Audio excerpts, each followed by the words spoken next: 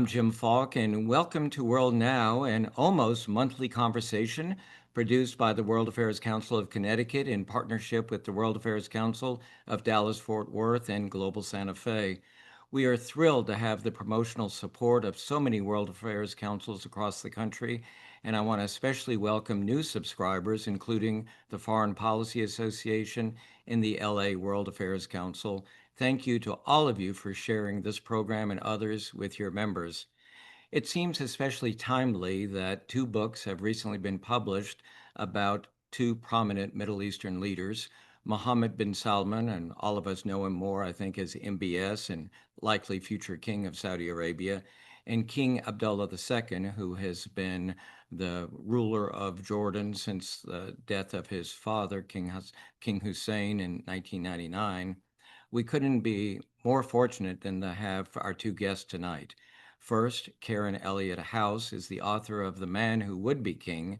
She's a Texan by birth, worked at the Dallas Morning News, and she earned her Pulitzer Prize for her reporting on the Middle East.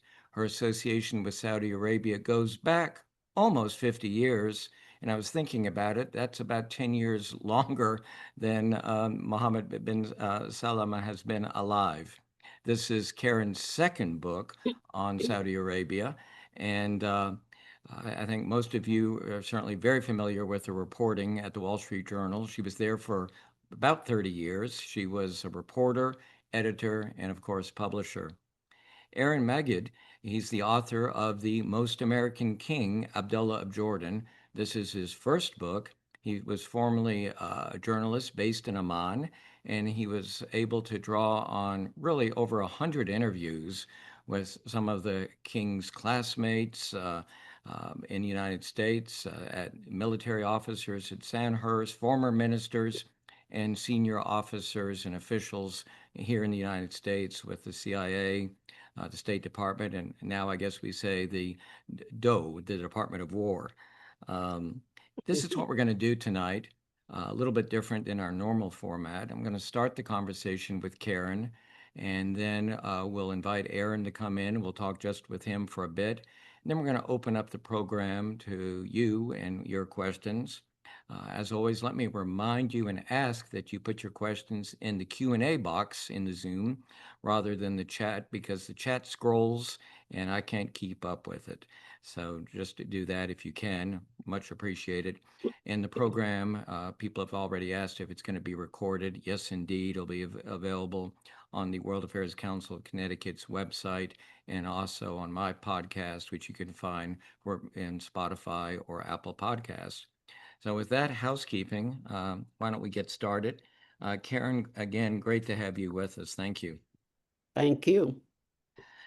Is it fair to say that MBS perhaps was surprised, or if he were not surprised, certainly people within the royal family and outside of Saudi Arabia were surprised by his rapid rise? I think people in Saudi Arabia and certainly outside of Saudi Arabia were very surprised by his rapid rise. I mean, even Saudis I talked to right after he became deputy crown prince would say, we haven't heard of him. You know, where did he come from? Because he's his father's sixth son. So obviously in a hierarchical society, if you're son number 6, you should amount to pretty much nothing. In your book, you talk about his childhood, and this is a young boy that had a lot of drive. And tell us more about that in his schooling, because unlike many Middle Eastern leaders, he did not study in the United States. Mm-hmm. Yes, he's completely educated in Saudi Arabia from, beginning through King Saud University Law School. I think from what he tells me, his mother was the initial source of his drive. She said to him and his brothers, don't be also rans to the first wife's 5 sons and 1 daughter. And so he she didn't, as he said, she did not want to be a shadow wife. She wanted to be a wife that was the mother of significant sons. So I think that seems to be the beginning of it. But he, for whatever reason, seemed to feel that he, as I say in the book, sat below the salt, that he had all of these cousins that were more important than he. So he kept trying to find things to do to distinguish himself. As he put it, when I see something to do that my cousins don't see, I take it. And when I do that, I look for something else to do. That his implication was he was more um, determined and driven than his cousins. So while they were more happy to just be royal princes, he was determined to really amount to something. Was he a good student? He apparently was a good student. I mean, I have not seen any of his report cards, but his father and mother made them study after school. His mother made them work um, on extra work after school. And his father, he said, made them read a book each week and discuss it with him. So there seems to have been a lot of emphasis in the family on learning, not just, being a royal prince who got by. You spent an extraordinary amount of time with him. How did you get this access? And tell us a little bit about how you view his temperament. Um, well, I have, as you noted, been going there since 1978. So I knew and know a lot of Saudis. And after my first book came out, I kept going back just to keep up with the country. And I was there in 2016, right after his father had become king in 2015. So I asked to see him. And as the evening before I was supposed to be leaving at 2 o'clock in the morning, I got a call saying, I understand you want to see Mohammed bin Salman. I said, yes. So they invited me over at, like 10 o'clock in the evening. And we talked for about 3 hours, and it was my second meeting with him. I'd actually met him in 2010 when I interviewed his father for the first book while he was governor of Riyadh. But he didn't say much, and he didn't said almost nothing in that meeting with his father. But this time he was the sole subject, and he spoke in Arabic that time. Every other time I've seen him, he's spoken in English, and he speaks very good English. Um, but, he was surprisingly unregal. He was just a then 30-year-old guy. You ask a question, you get an answer. And um, he was very unlike previous Saudi um, senior officials I had met, who were much more formal and not nearly as engaging. I think we all remember what happened shortly after he, I guess at the point when became crown prince, if that's right, 2017, um, when a lot of the other princes were invited to the Ritz-Carlton for an extended stay. How has that played out? Well, I think that had two purposes. One, to try to signal to all the royal family and the senior business community that corruption is going to be much suppressed in this new regime. And the second purpose was to eliminate potential opponents of his. So during that, the first person invited to the Ritz or invited to see King Salman and then put in the Ritz was a son of the late King Abdullah who ran the National Guard. So they took $1 billion from that prince, and they took, more significantly, the National Guard from him and put him under house arrest, essentially. He is not still allowed to fly, or leave the country. What's the situation with Al-Wahid bin Talal, who, of course, is one of the wealthiest men in the world? Mhm. Yeah, he was also put in the Ritz, and apparently money was taken from him too. But he has publicly said, it's all in the family. I'm not upset. Everything is behind us. And he is back running his business, whether it is, more or less under the control of the royals. I'm sure he knows he's being watched, but he has made a big point of sort of saying, I'm not an unhappy royal. I'm happy. I'm in this family. We're all in this together. That's probably a wise thing to say. One of the really interesting themes in your book is what you call the rise of Saudi nationalism, and you see it in so many areas. Would you elaborate on that? Yes, I think it's very interesting that in the old Saudi Arabia, the pre this regime, religion was the glue that held people together. The kingdom was supposedly founded by the Al Saud and the Wahhabs, and they worked together. Um, and now, this crown prince is saying it is not about religion, it is about nationalism. We're all proud Saudis. We're all in this together. You follow me, we build a country we can all be proud of. So they've tried to separate religion from uh, the the reason to support the Al Saud. And is that totally put to bed? Is that successful?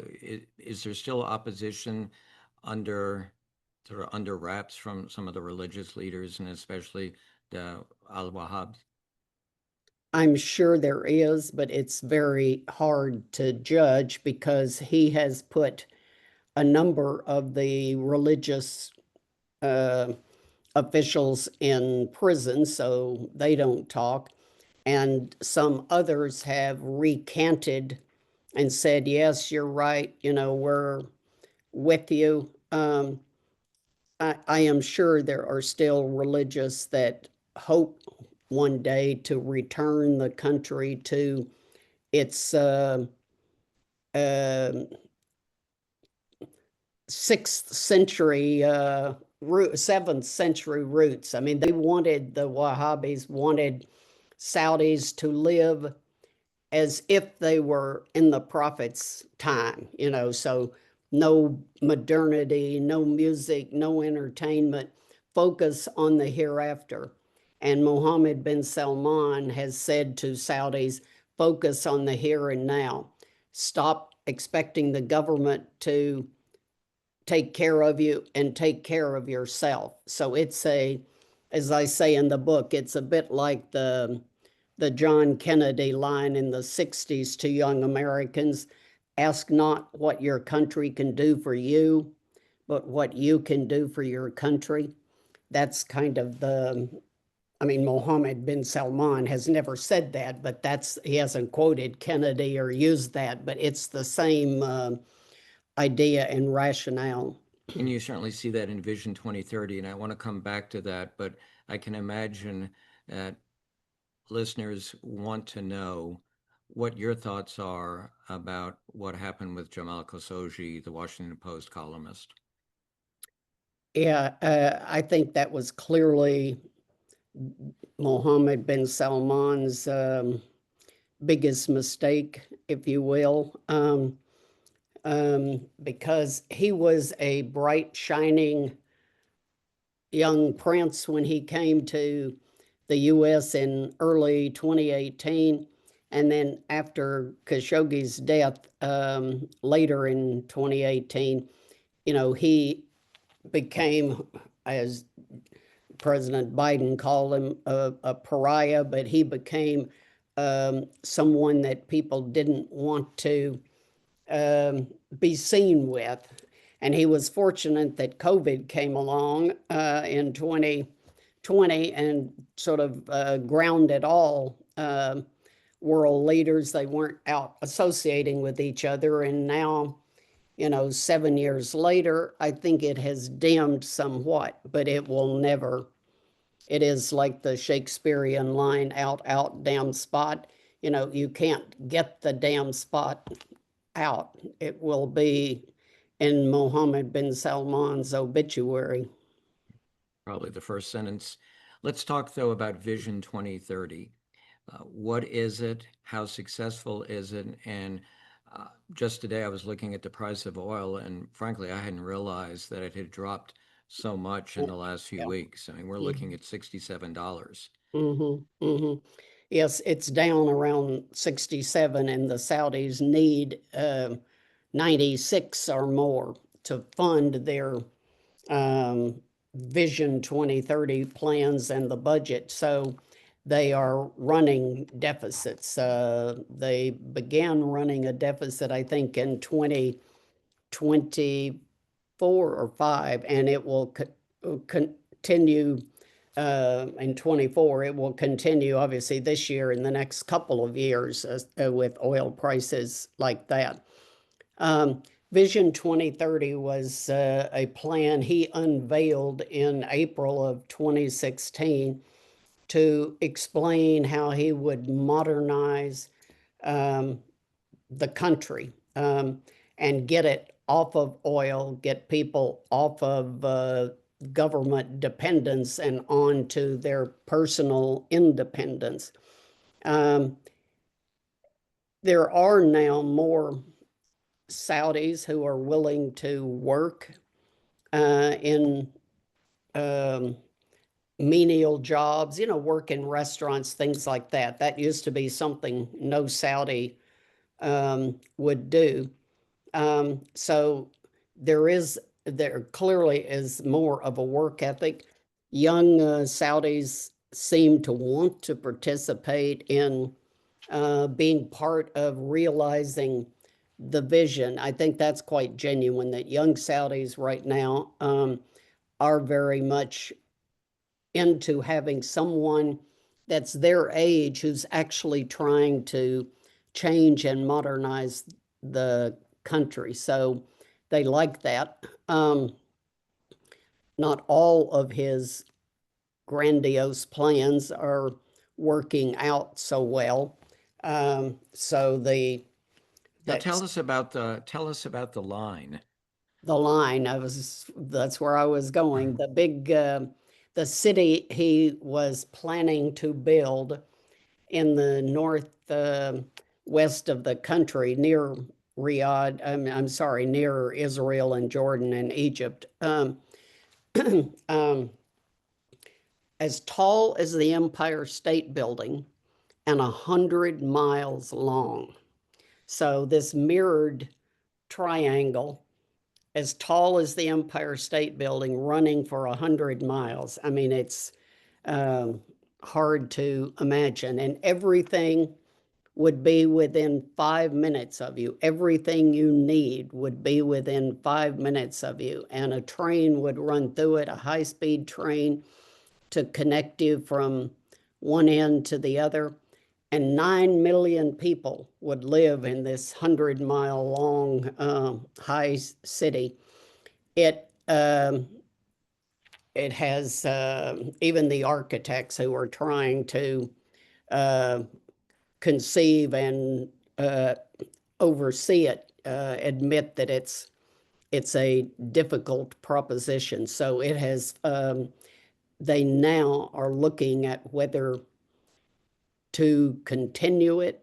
It is now supposed to be only a mile and a half of it, of the 100 miles, would be finished by 2030. So it was his big signature dream project.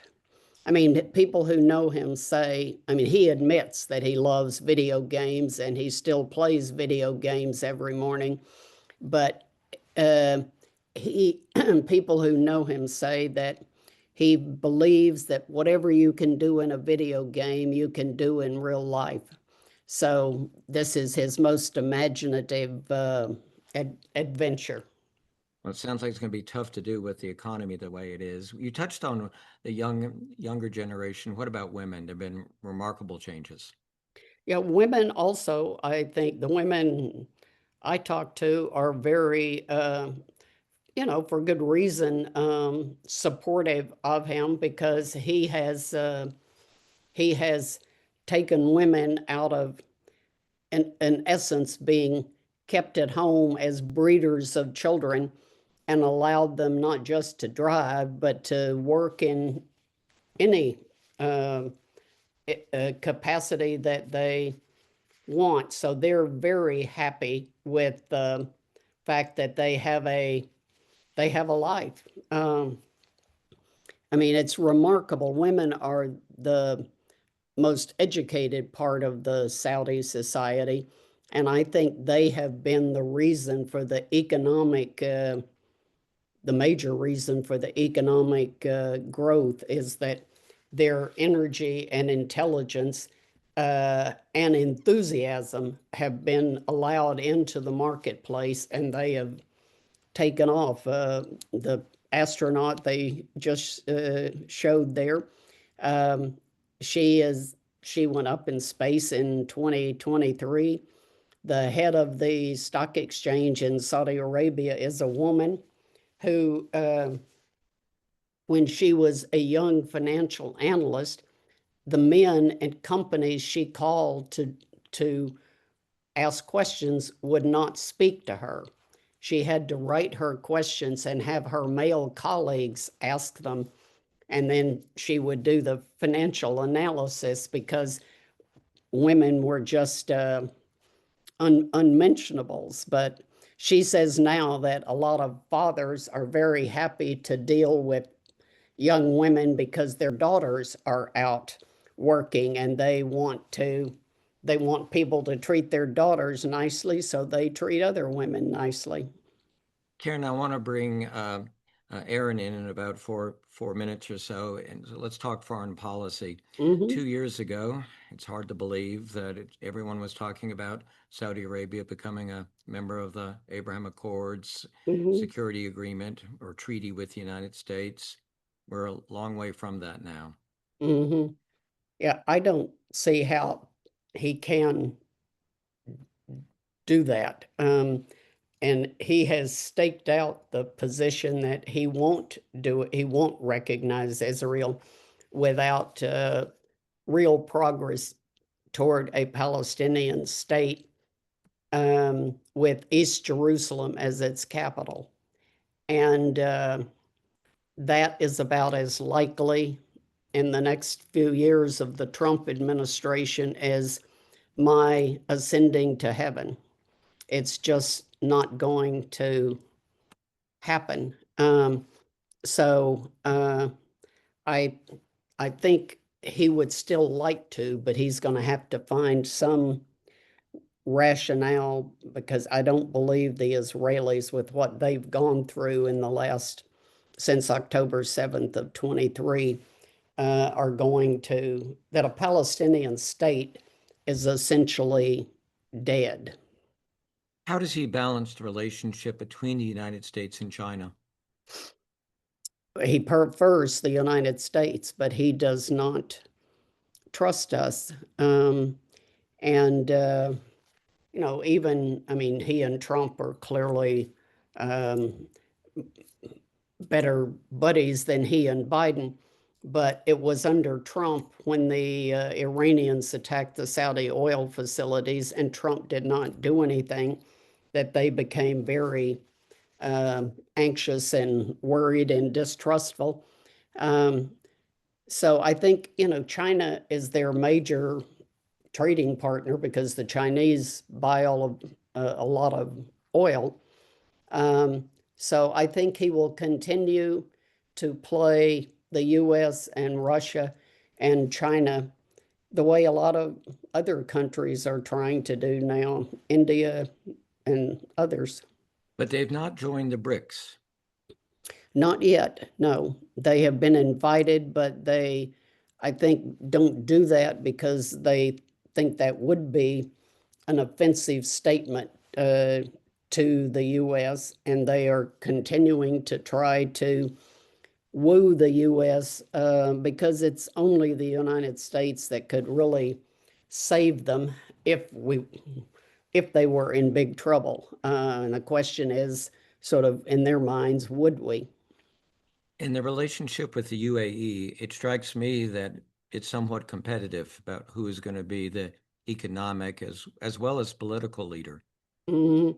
Yeah, the UAE is obviously economically advanced, but those countries, the UAE, Bahrain, Qatar, all those, Dubai, et cetera, all those are tiny in terms of population. There are just no native citizens.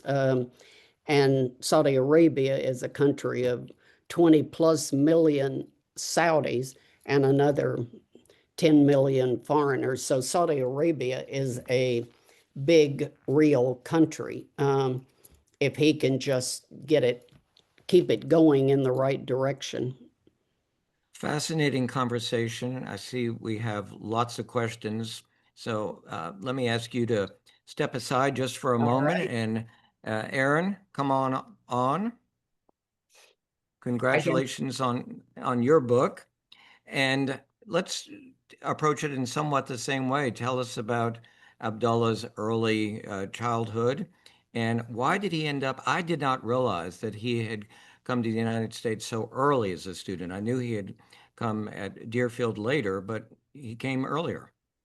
Sure. So King Abdullah, what makes him unique is his extraordinary ties to the United States, and they started from a very early age. He went to middle school and high school in Massachusetts at the prestigious Deerfield Academy, and he was called Ab there, not Abdullah, because he wanted to be more Americanized. He was on the wrestling team, and in fact, when his father wanted him to take Arabic lessons to improve his Arabic, he would actually hide in the closet. So he really wanted to be like one of the guys, and he spent a vast majority of his time, not only in his childhood, but even in his early adult years in the West. And why didn't he continue his studies in the United States?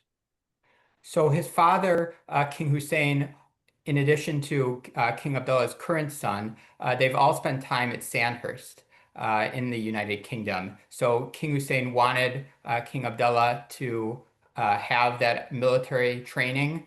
So he spent time at the academy, and then he actually enlisted in the British military. He was a British military soldier. And then after that, he went to Oxford University, though he didn't graduate from college. So he's actually technically a college dropout. I found that quite interesting that he was able to be enlisted in two armies. Correct. So he was in the British military first, and then afterwards he joined the Jordanian military, where he served for a little over 15 years.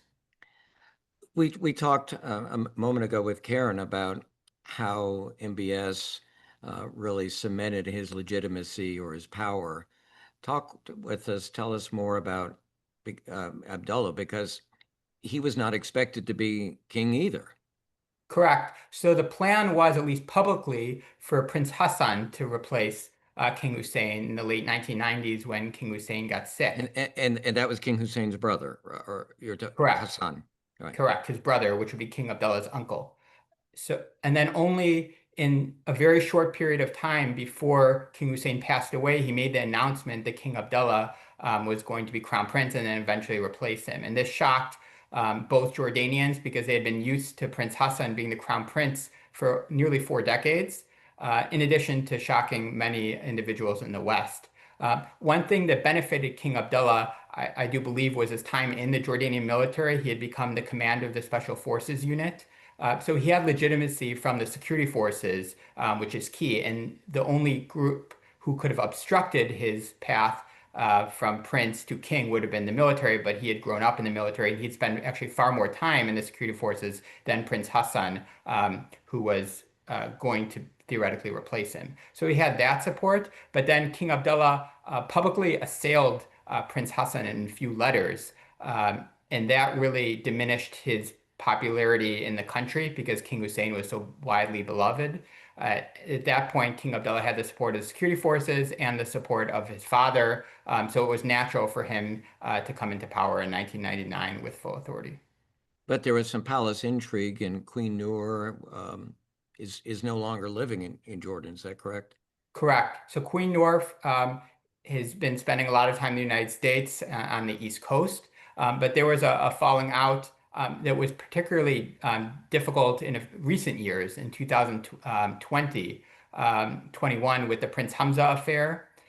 So that Prince Hamza was Queen Noor's son, and he had hopes to become king as well. He was initially King Abdullah's crown prince from 1999 to 2004, but there was a falling out between them. And then Prince Hamza, and it would be interesting to hear Karen's perspective because there were some rumors of his alliance with the Saudi crown prince and Bassem al-Abdallah, who's a very important figure in Saudi Arabia. So he was eventually put in house arrest, where he still remains to this day. And Queen Noor was very critical of this measure because this was her son. So the tensions are quite strong right now between King Abdullah and Queen Noor. Martin Indyk, who was ambassador, one of our top diplomats who unfortunately passed away a little over a year ago, he's quoted in your book as saying, Abdullah wasn't on top of the file at all. He was extremely cautious, not sure what he could and couldn't say. It was a very difficult period.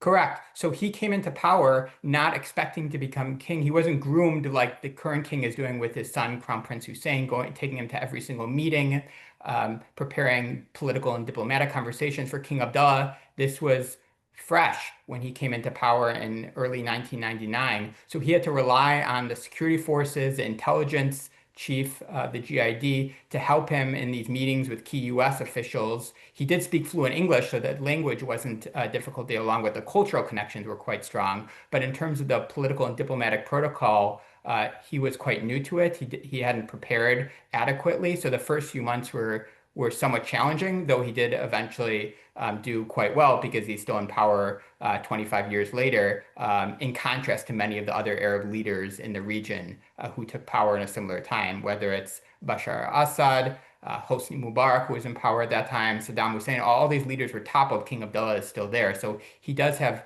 very strong staying power, but at the beginning it was difficult.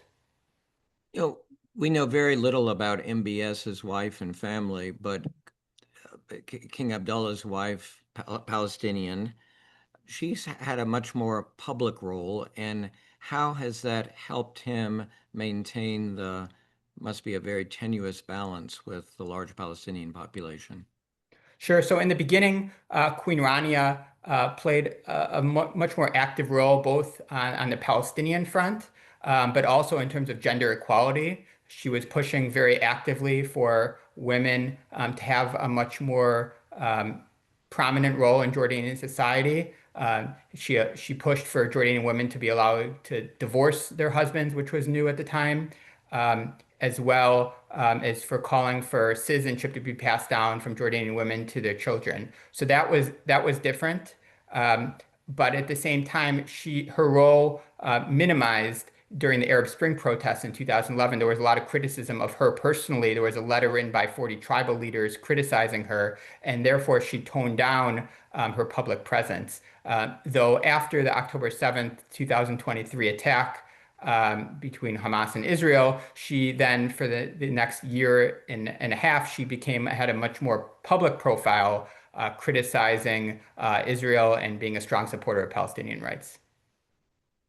What about the support that the United States has given Jordan for decades? How much? So it's very significant. So in recent years, Jordan has received about $1.5 billion in annual US aid. It's one of the largest amounts for any Arab country. So that's been critical because Jordan has significant financial woes. In contrast to Saudi Arabia, it doesn't have the oil wealth that can fund its country. But it's not just the economic support, it's also advanced military weapons that the United States provides Jordan. It's training. And then King Abdullah has been consistently the first Arab leader that US presidents have met with when they come into power in the White House. So both under President Trump, under President Obama, and President Biden, King Abdullah was the first one. So it really shows from Jordan's perspective that it's the chief American ally among Arab countries. During the Arab Spring, what actions, what steps did King Abdullah take um, to make the situation, well, frankly, for his regime to survive? So first of all, he took the opposite approach of his neighbor to his north, Syrian President Bashar al-Assad. He didn't use his military to gun down the opposition. There were significant protesters. Tens of thousands of Jordanians hit the streets, angry at the poor economic conditions, at corruption, and just a lack of democratic reform. But he did not use overwhelming force against the opposition, and that I think ensured his regime to stay in power for so long. So that was number one. Number two is he tried to blame the prime ministers and have them take the fall for any discontent. And he actually fired four different prime ministers in about 2 year period. So he was able to show, hey, I'm listening to the people. I understand there's discontent, and therefore these prime ministers are going to be removed from power. But at the end of the day, everyone in Jordan understands that King Abdullah is the one who makes the key decisions. So he was able to finesse the domestic politics while also promising a lot of substantial domestic political reforms and not actually following through on many of them. Give us more insight, though, about how he has changed the way he runs the country. Because when he first became king, he really appeared to want to be supportive of steps towards having Jordan, frankly, become a democracy. And he's moved very far away from that, especially in the last 5, 6 years. Sure. So one way, as you mentioned, is the issue of political reform. He talked about it a lot. Even wrote an op-ed in the Wall Street Journal during the Bush administration. This was a time when the White House was really pushing for democracy across the Arab world following the toppling of Saddam Hussein in 2003. And he said, I'm a friend of this, and I'm going to bring Jordan along this path. He made, again, similar promises after the Arab Spring protests in 2011, 2012. But then in recent years, Jordan has become, as you mentioned, less democratic. He hasn't followed through these plans. And The Economist ranks countries for their democratic levels, and Jordan is ranked authoritarian, its lowest one. Freedom of press is quite limited in the country. Same with freedom of speech in terms of there's a lot of red lines you can't cross, whether it's criticizing the king's family, the security forces. So he came to power as someone who's trained and studied in the West and is very familiar with the democratic norms. But he decided, while in the beginning, to voice support for them, never to fully implement them. When you think about what's happening now in Gaza, how is King Abdullah navigating what has to be a very difficult situation? It's quite difficult, especially because Jordan's population is 50 to 60% Palestinian. So it's the highest level of Palestinians outside of the West Bank and Gaza or in his country. And Karen noted correctly how Saudi Crown Prince Mohammed bin Salman doesn't want to take the step of normalizing ties with Israel during the war going on and such a high Palestinian death toll. But from King Abdullah's perspective, he has to maintain this peace treaty, which he has done, even though so many of his people are against it. And the reason he has to do that is because if Jordan wants to continue receiving billions of dollars in congressional aid, it seems highly unlikely that they could do that if they're at a state of war with Israel or there's no peace. So on the one hand, he's maintained the peace treaty. He's also maintained the multi-billion-dollar gas deal with Israel, which is highly unpopular in the country.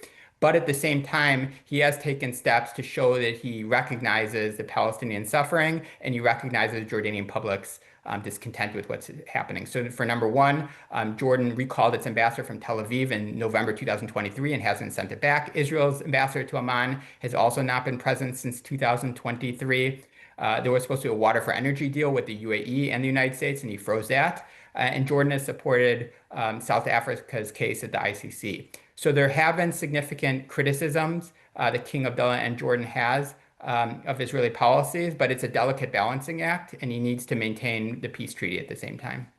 I wanted to dig a little bit deeper about how he handles opposition. We know that in the Kingdom of Saudi Arabia, lots of people disappear or may be in prison. That's certainly the same case in Egypt. What about Jordan?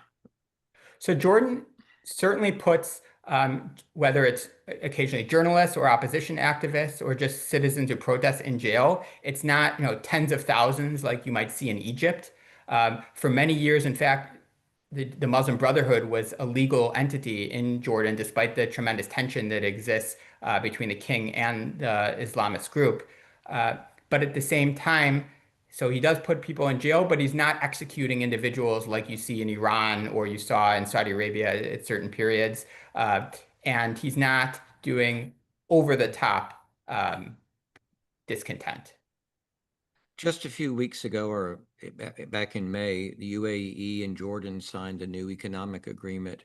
Why the special relationship with the UAE?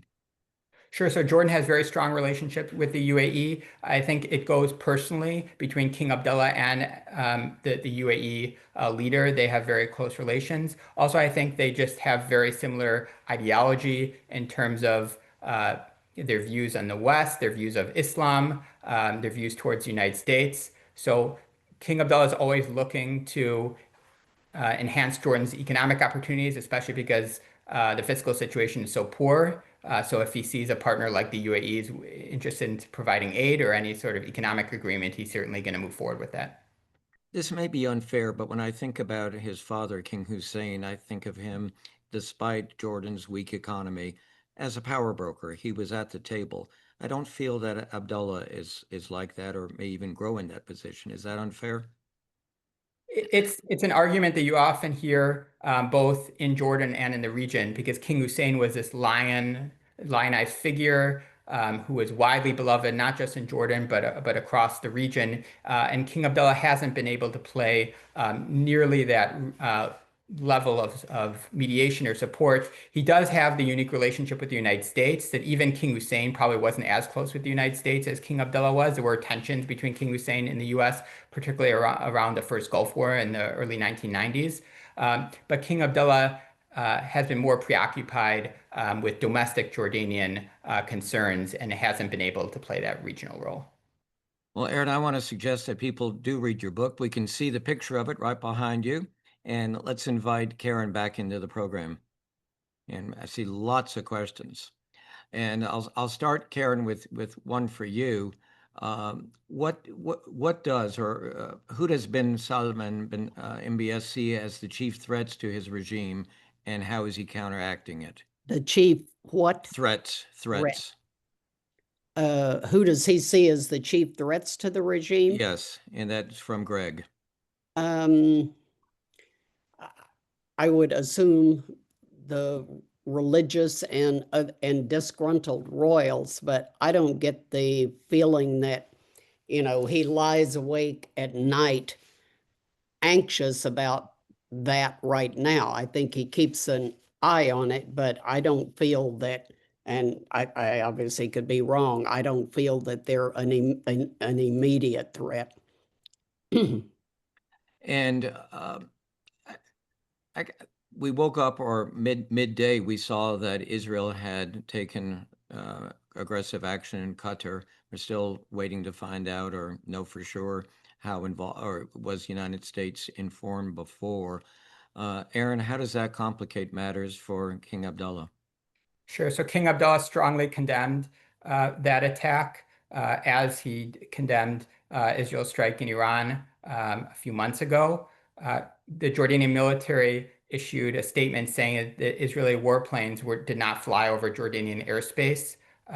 because there's concern over the security cooperation that exists between Israel and Jordan, and many Jordanian citizens are opposed to that measure.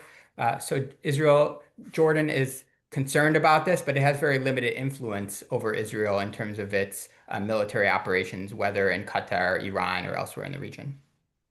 Karen, same question to you. I would be shocked if they did not inform the U.S. Ahead of time. I think it complicates things for everybody. If they actually killed some of the Hamas leaders, then it's probably worth it. But otherwise, I think it complicates things for Saudi Arabia, and it makes them more worried, I think, just about too much conflagration in the region. And what if something spills over on all these development projects they're spending trillions of dollars on? They can't afford that. Here's a question from, let me just find this one. It's a little hard for me to read. We did the one on China. Personal question to both of you. Karen, how did you become interested in Saudi Arabia? Mhm. Um, I became interested just because I became diplomatic correspondent for the Journal in January of '78, right after Sadat had been to Jerusalem. So the Middle East was the biggest topic for a reporter like me. So my boss said, go to these countries you're going to be writing about. Go to Israel, Syria, Jordan, Saudi Arabia, Egypt. So I did. And I found Saudi Arabia amazingly interesting, and has gotten more interesting with more time.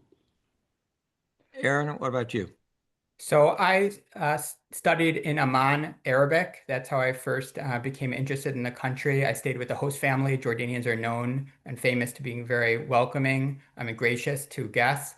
So I very much enjoyed that experience. And then after I graduated from my master's degree, I wanted to spend time on the ground in the region because that's the best way to understand the Middle East. But I was looking for a country that had very close connections with the United States because if journalists write critically of the government, they can often get thrown in jail, and I didn't want that. And I knew because of this special relationship between the United States and Jordan and the huge amount of financial aid that the United States provides Amman, that I would be safe in Jordan.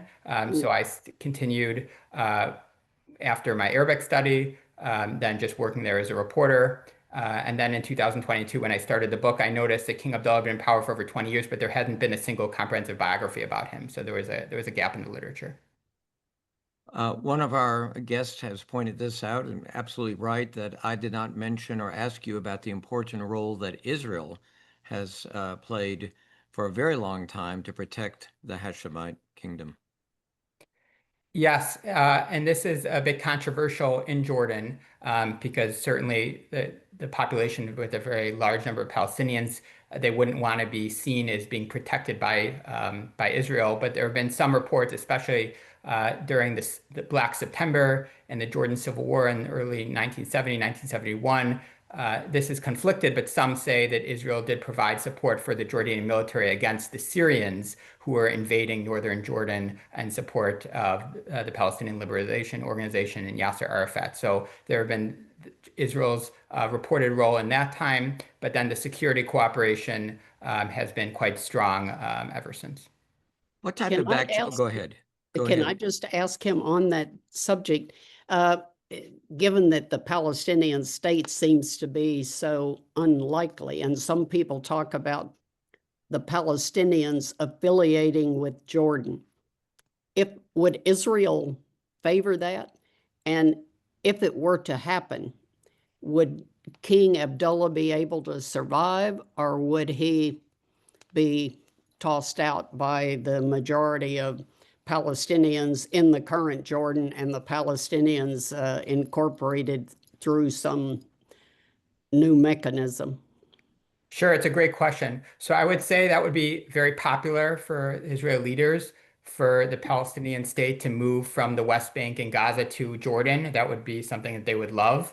It's not something that I believe is realistic at all, or one that King Abdullah would accept. And it's similar to the idea that President Trump proposed earlier this year during his meeting with King Abdullah in the White House in February, when he called for Jordan to accept large numbers of Gazans into the Hashemite kingdom. And King Abdullah refused. That was actually a red line. It's one of the rare times where he said no to a US president because he rightly views that as a threat, not only to the Palestinian cause, but also to his own national security. And in fact, the greatest threat to his father was the 1970 civil war with the Palestinian militants, and he did not want, Hamas militants being transferred from Gaza into the Hashemite kingdom. Mhm. Thanks. Karen, what type of back channel is there between Israel and Saudi Arabia now? Is there I, one?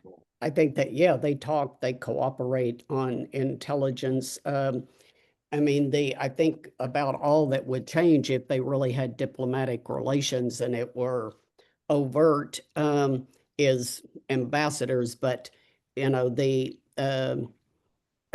they could do business, investment, and, encourage foreign direct investment, because Saudi Arabia is not getting the kind of foreign direct investment it needs, I think in part because of no peace with no public peace with Israel, and the risk that some conflagration there. So if um, it would be good if they had it.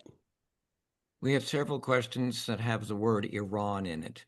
What role does Saudi Arabia have now in maintaining the stability? And, for a while it looked like Iran and Saudi Arabia had reached a level of detente, but where is that now? Well, they still have the relationship, and I think the Saudis continue to want to do everything they can to maintain that.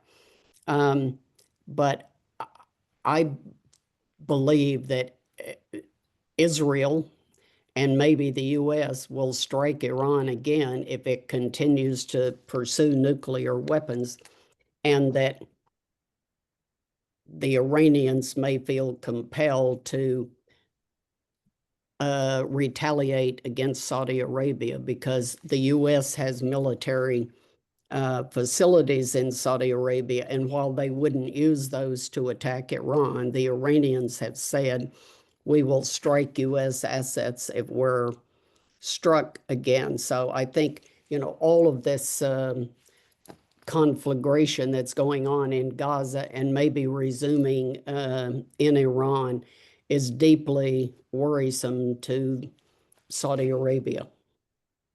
Aaron, you have a whole chapter in your book about the relationship with Syria, which has certainly gone through several stages. What is it now? So now it's much better. King Abdullah is quite hopeful about the new Syrian regime post President Bashar al-Assad. There were a lot of tensions between the Assad regime and King Abdullah. The Jordanian authorities accused Syrians of smuggling weapons, smuggling drugs across the Syrian-Jordanian border, some of them crossing then to Palestinian militants in the West Bank. And King Abdullah never felt that the Syrian authorities were clamping down on that. So there was a lot of tensions over the smuggling issue.